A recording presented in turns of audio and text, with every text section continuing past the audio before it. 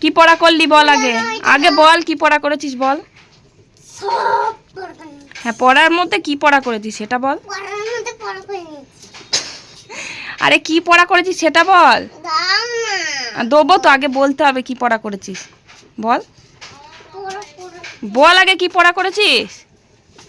পড়ার কথা বললে কেটে পড়বে, থাকবে না এখানে। বল কি পড়া করেছিস আগে বল। Good morning. আজকে গুবলু সোনাকে সকালবেলা স্কুলে পাঠিয়েছিলাম, স্কুল থেকে তাড়াতাড়ি চলে এসেছে বই নিয়ে।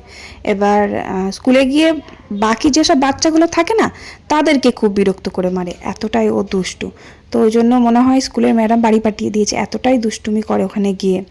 তো সেটাই জিজ্ঞেস করছি যে তাড়াতাড়ি স্কুল থেকে বাড়ি চলে আসলি, তো এবার কি পড়া করলি স্কুলে গিয়ে, এত তাড়াতাড়ি চলে আসলি। তো পড়া তো হয়ই না, দুষ্টুমি হয় স্কুলে গিয়ে। ব্লগটা একটু দেরি করেই শুরু করলাম। তো রান্নাঘরে এসেছি, রান্না করব। এবার ভাত বসিয়ে দিয়েছি, আর কালকে যে এঁচড়টা করেছিলাম অর্ধেকটা রেখে দিয়েছিলাম, সেই এঁচড়টা আজকেও কালকের মতনই করব। চিংড়ি মাছ দিয়ে করব আজকে। আজকে অনেকগুলো চিংড়ি এনেছে, ওই চিংড়ি মাছ দিয়ে খুব ছোটো ছোটো কুচো চিংড়ি, ওই চিংড়ি মাছগুলো বেটে বড়া খেলে ভালো হতো। তো যেটু বললো এঁচড়ের মধ্যে দিয়ে দাও চিংড়িগুলো, তো ওই চিংড়িগুলো দিয়ে এঁচড়টা রান্না করব আজকে। আর কালকে যে চুনো মাছগুলো রেখে দিয়েছিলাম না, ওই চুনো মাছগুলো বেগুন আলু দিয়ে তরকারি করব। কারণ কালকে অনেক বেলা হয়ে গেছিলো চুনো মাছগুলো বাছতে। কালকে মাছগুলো সকালবেলাতেই নিয়েছিল, কারণ আমাদের মাছওয়ালা বাড়ির সামনে দিয়ে যায় একদম সকালে 7:30 8টার দিকে যায়। তো এবার সেই মাছটা এনে বাইরে রেখে দিয়েছিল, ফ্রিজে রাখিনি। মাছটা কেমন নরম হয়ে গেছিলো, বাছতে আবার অনেকটা দেরি হয়েছে। ফ্রিজে রাখলেও না মাছটা কেমন নরম নরম হয়ে যায়, খুব ছোট ছোট মাছ তো। তো কালকে বেছে রেখে দিয়েছিলাম ফ্রিজের মধ্যে রান্নাবান্নার শেষে। তো আজকে ওই মাছটা তরকারি করব, আর এই এঁচোড়টা করব। এঁচোড়টা কাল রাত্রে ভাবলাম কেটে রেখে দেবো, আমার একটু খেয়াল ছিল না এঁচোড় কাটতে যে কি দেরি হয়, আমার উনুন কামায় যায়। এঁচোড় এখন অবধি কাটা কমপ্লিট হয়নি। তো এঁচোড়টা মাকে বললাম কাটতে, মা কেটে দিচ্ছে। আমি ওই কী বলো তো এঁচোড়ের বীজগুলো বার করে দিই মাকে, মা বীজগুলো কেটে দেয়, আর আমি মা মানে কি বলবো ওই বাকিটা কেটে নিই, বাকি অংশটা। তো ওই জন্য দুজন কাটি বলে তাড়াতাড়ি হয়ে যায়। তো ভাত হয়ে গেছে, ওদিকে ভাত নামিয়ে দিলাম। ভাত হতে বেশি সময়ই লাগে না, আধা ঘন্টার মধ্যে ভাত হয়ে যায়। আমার শুধু রান্নার জোগাড় থাকে না বলে আমার রান্না করতে বেলা হয়ে যায়। আজকে মনে হচ্ছে দেরি হয়ে যাবে রান্না করতে, কারণ এঁচড় এখনও কাটা হয়নি। তারপরে আজকে ভাবলাম কটা পেঁয়াজের বড়া ভাজি। তো অনেকদিন খাওয়া হয়নি, তো পেঁয়াজের বড়া খাওয়াই হয় না, এখন বন্ধ হয়ে গেছে। আগে রোজই বড়া ভাজা হতো, এখন বড়া টড়া একদম খুব কম খাওয়া হয়। তো আজকে ভাবলাম দুটো ভাজি, চালের গুঁড়ি দিয়েছি আজকে, চালের গুঁড়ি দিয়ে পেঁয়াজ, তারপরে কি বলে জিরে গুঁড়ো, গোলমরিচের গুঁড়ো, তারপর ধনে গুঁড়ো দিয়েছি, কাঁচা লঙ্কা কুচিয়ে দিয়েছি, একটু গরম মশলা মিট মশলা দিলেও ভালো লাগে, আমি মিট মশলা দিয়েছি। তো এবার এভাবে ভাজলে কিন্তু ভালো লাগে খেতে, একটু শুধু ডাইরেক্ট পেঁয়াজ দিয়ে ভাজার থেকে বেসন, আর বেসন তো দিয়েছি, বেসন চালের গুঁড়ি দিয়ে ভাজলে খুব মচমচে হয়। ওটা লাগা দেখি দেখি দেখি, ওই তোর মধ্যে আঠাটা লাগা, সব পড়ে গেল তো বাবা, ফাটিয়ে ফেললি তা কি হবে। এখানে এখানে দিতে তো অনেকটা পড়ে আছে, দে দে দে দে, দাঁড়া দাঁড়া দাঁড়া দাঁড়া। হ্যাঁ এবার করে, এবার করে, এবার কর, দেখ হবে। ওয়াও কি সুন্দর হচ্ছে রে, বাহ আমার গায়ে ভর্তি হয়ে গেল। দেখ আবার দে, আবার দে, আবার দে, অনেকটা পড়ে গেল। বাটিটাকে ফাটিয়ে ফেললি তা কি হবে। ওয়াও কি দারুণ কি দারুণ। ছোট ঠাম্মিকে দেখিয়ে আয়, ছোট ঠাম্মিকে দেখিয়ে আয়।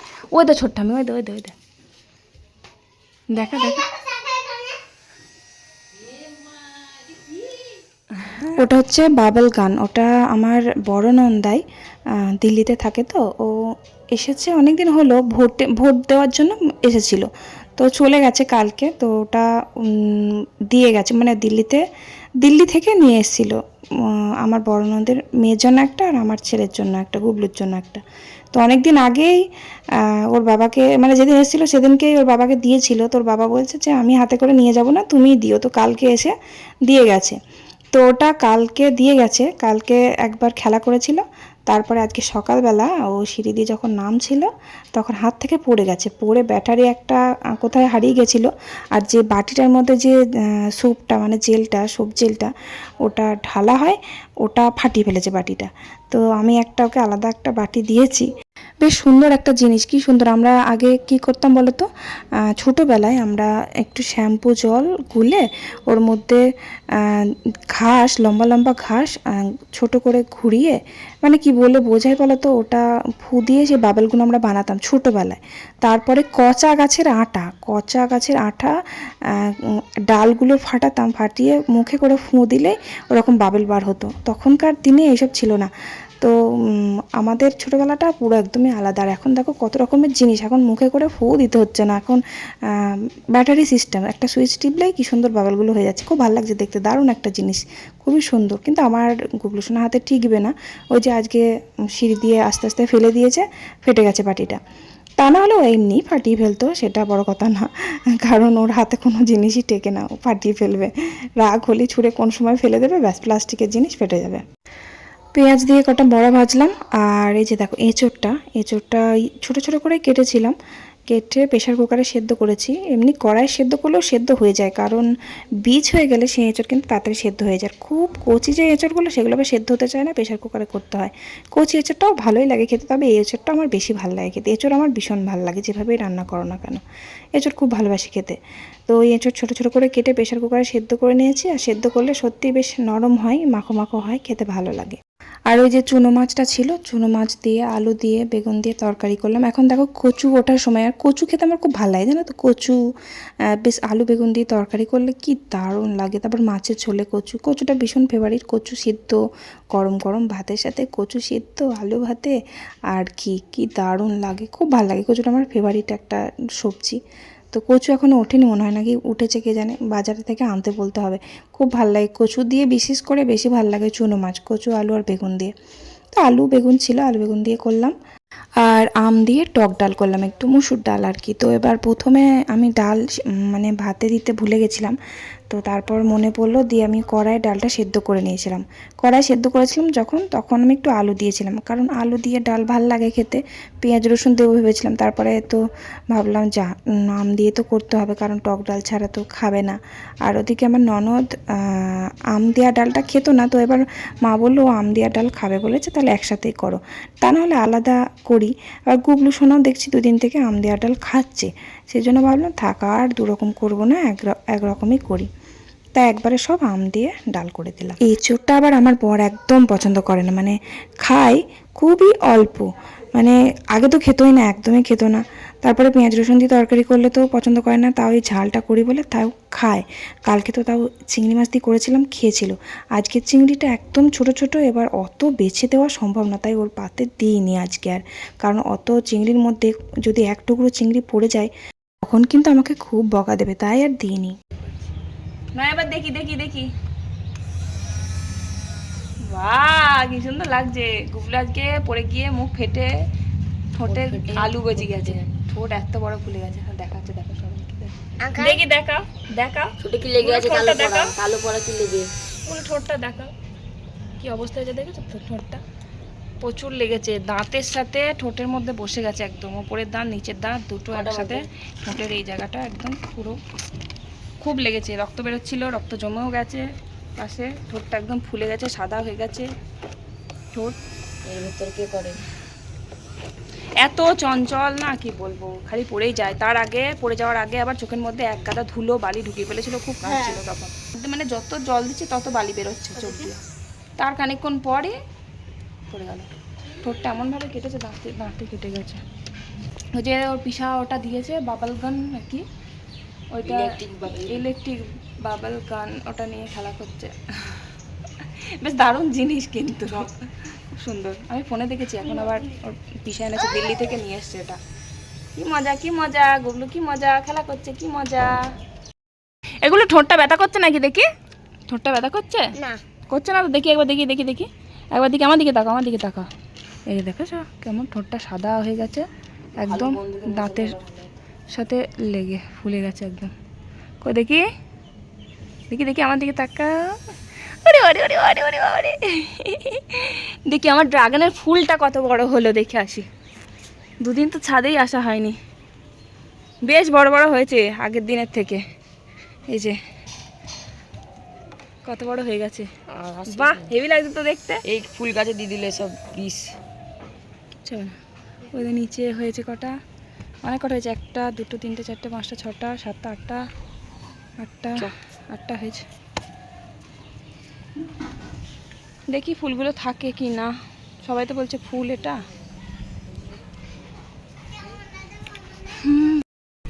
চলো রেখে দাও, অনেক খেলেছে, এবার রেখে দাও। গাছগুলো জল দিই, গাছগুলো মরে যাচ্ছে একদম, 2 দিন জল দেওয়া নেই, কি অবস্থা।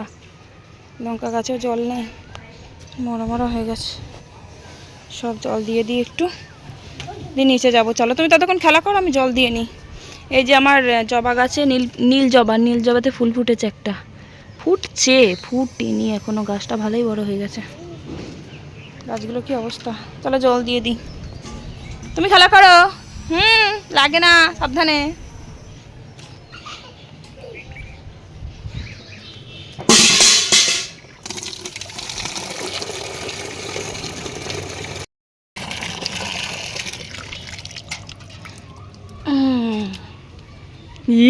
আমাকে গুলি মেরে দিল। শেষ হয়ে গেছে জলটা, আর না আবার রেখে দাও, শেষ হয়ে যাবে তাহলে তাড়াতাড়ি।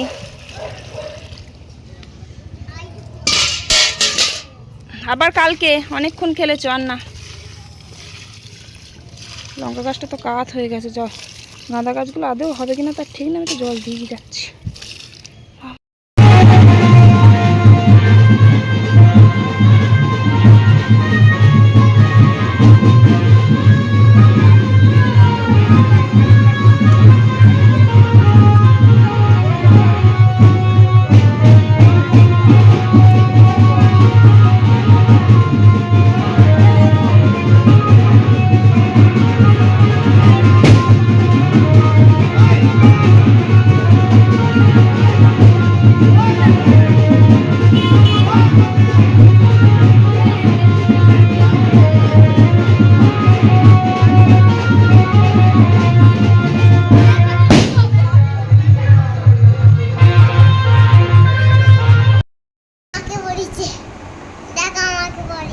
তোকে পড়ায়নি, মাকে পড়িয়ে দিয়েছে। তুই আমার কাছে থাকলেই পড়িয়ে, তুই দাদুর কাছে ওই রাস্তার ওই পারে খালি পায়ে চলে গেছিস, ওই জন্য তোকে পড়াইনি। তুই আমার কাছে দাঁড়ালে, আমি ওখানে দাঁড়িয়েছিলাম, আমার কাছে দাঁড়ালে তোকে পড়িয়ে দিত। জয় শ্রীরামের আবির দিয়ে গেল, ওই যে গেল র্যালি গেল। দিচ্ছি, আমার কাছে আস। দাঁড়াও, এই হয়ে গেছে, এই দেখো, এই দেখো হয়েছে। নাও পড়া করে নাও। ওই যে বিজয় মিছিল বেরিয়েছিল, প্রত্যেকদিন বেরিয়ে যাচ্ছে। তো সকালেও বেরিয়েছিল, আবার দেখছি রাত্রেবেলাও বেরিয়েছিল, তো ওই দেখতে গেছিলাম। তো তারপর রাত্রে রান্না করতে হবে। রাত্রে না আজকে আর মুড়ি খাবো না, আজকে রুটি খাবে, সবাই রুটি খাবে আজকে, তা না হলে সবাই ভাত খায়, আমি আর আমার বর মুড়ি খেয়ে নিই দুটো। ওই যখন সন্ধ্যেবেলা বাড়ি আসে তখন দুটো মুড়ি খেয়ে নিই, আর কিছু খায় না, খিদেই পায় না, তা খাবো কি।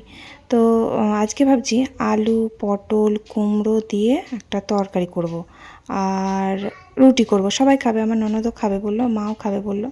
তো এবার সবাই খাবে যখন, তাহলে আর ভাত করব না, ভাত গুবলু শোনার জন্য করতে হবে, কারণ ও রুটি এসব খায় না, ওর জন্য প্রেশার কুকারে করবো, 9টা সাড়ে 9টার দিকে বসাবো।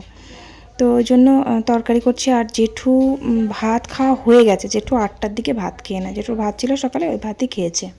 আর কটা ছোলাও দিয়েছি, ছোলা দিলে কুমড়োর তরকারিতে খুব ভালো লাগে, আর লাস্টে একটু নামাবার সময় অল্প একটু চিনি দেবো, মিষ্টি ভালো লাগবে খেতে। আর রুটি দিয়ে না কুমড়োর তরকারিটা আমার খুব ভালো লাগে, এর মধ্যে গাজর দিলেও আরও ভালো লাগতো, গাজরটা নেই, গাজর নিয়ে এসেছিলো ফ্রিজে, খাওয়া হয়নি বলে গাজরগুলো ফ্রিজে রেখেই পচে গেল, মানে 1 কেজি মতন গাজর এনেছিল, সেই গাজর ফ্রিজে রেখেই পচে গেল।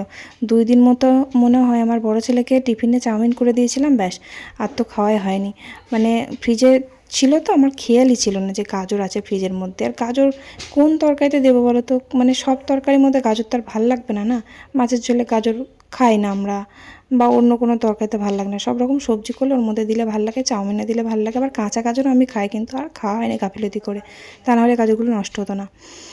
যাই হোক, রুটি করলাম, সবাইকে খেতে দিলাম, খেতে দিয়ে তারপর আমিও খেতে বসলাম। তো চলো, ভিডিওটা ভালো লাগলে অবশ্যই লাইক করে একটা কমেন্ট করে দিও। ভালো থেকো সবাই, আজকের মতো tata, bye bye, good night.